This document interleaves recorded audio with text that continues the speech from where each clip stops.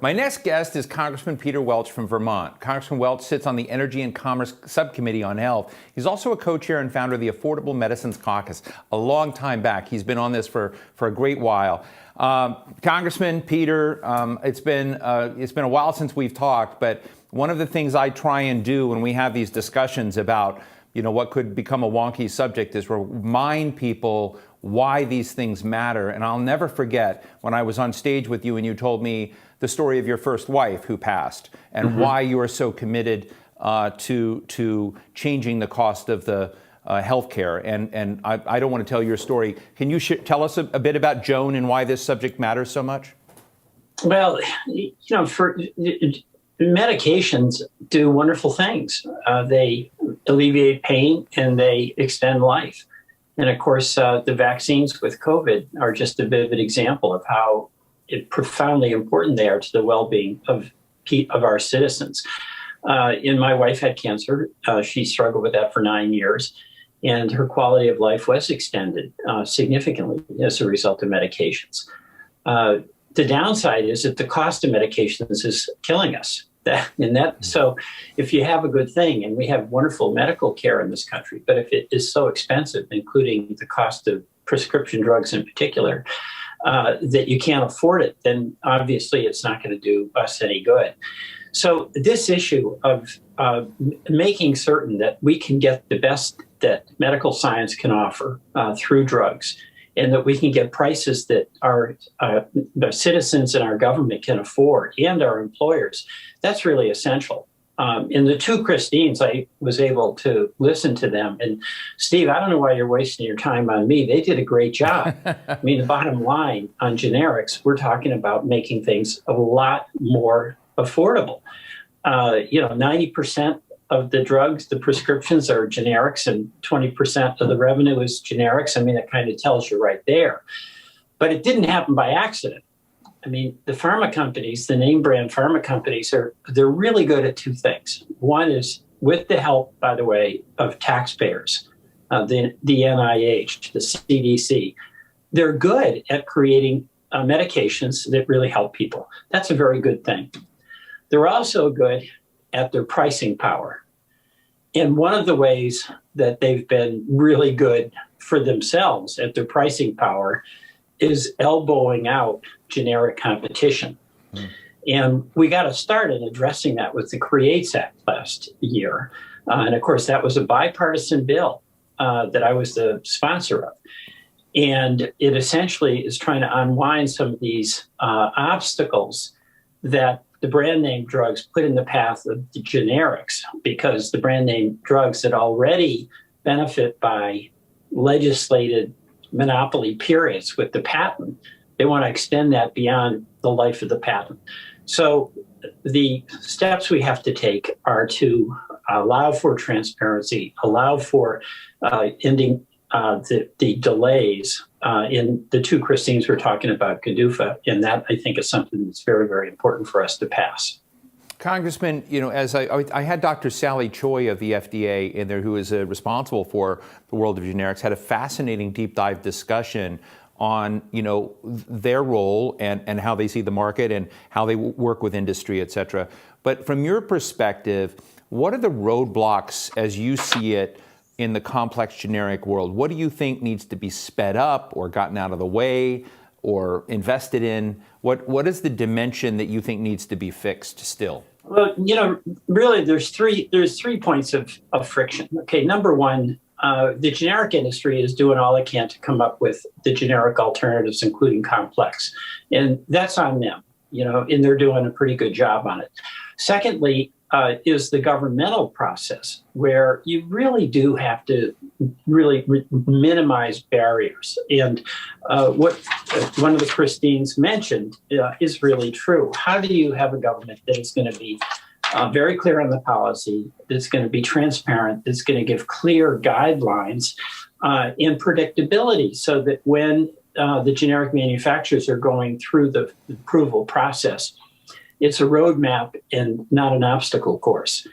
So I think that's where GDUFA comes in. And then third, there's got to be a crackdown on anti-competitive practices where the brand name drugs are really doing every single thing they can to block the introduction of generics. And that's where the CREATES Act was a step in the right direction. So those are the things that we need to do. Bottom line, if you can get that life-saving, pain-relieving, life-improving medication, and you're a consumer, and you're an employer who wants to take care of your employees through employer-sponsored health care, or you're in the Medicaid or Medicare program, you want to get it for less, not more. And that's what this whole objective is to have competition and the benefit of the lower prices that come with our generic drug industry. Let me ask you an unfair question, Peter. The administration, has changed. We're in a political inflection point in the country. I know that President Trump talked a lot about getting drug prices down, about promoting generics as well. Is there any change or shift that's important in the political winds that helps or hurts? Or did you find both the Biden and the Trump administration largely on the same course? President Trump was good on that, at least rhetorically. He couldn't get it to go anywhere, but he had an idea. I met with him early on in his administration, along with Elijah Cummings. And of course, the two of us were the sponsors of the Prescription Drug Price Negotiation Act. And when you're talking to we were in the Oval Office with President Trump, I thought we were in talking to Bernie Sanders when it came to prescription drugs, because all of the above, importing from Canada, reference pricing, price negotiation, all those things were things that he really advocated, but was unable to get those done. We did pass price negotiation in the House last year, and of course it didn't go anywhere in the Senate. But the bottom line is that this is a really affordability of healthcare, and prescription drugs in particular, is really a central issue. And many of my Republican colleagues, you're going to have Brett Guthrie, he's a wonderful leader in Congress on after. All of us have constituents that just can't afford it. And we have employers who would love to give a bigger raise to their employees, but when the premiums on their employer-sponsored health care rocket up, really cuts down on the ability to give that raise. So there's been wage stagnation that in significant part is a result of healthcare escalation in prices. So this effort to get the prices down is going to be good for folks that Brett Guthrie represents, and it's going to be good for folks that I represent. And it's a potential unifying issue for us in Congress in these troubled times. Last question, Congressman. Generic drug user-free amendments, otherwise known as GDUFA for my audience out there. What can be tweaked? What can be improved? What do you think ought to be on our dashboard? What we can do better in terms of the reauthorization as we get into next year? Well, the generic industry is pretty good. They're not shy. They know where to find all of us, and they do it often. So I'm not sure you have to change all that much.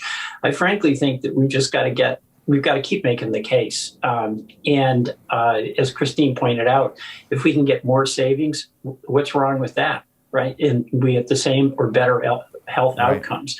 So just keep the drumbeat there, because I think this question of bringing down the cost of healthcare, and as you know, Steve, the cost of prescription drugs is the fastest rising component in healthcare.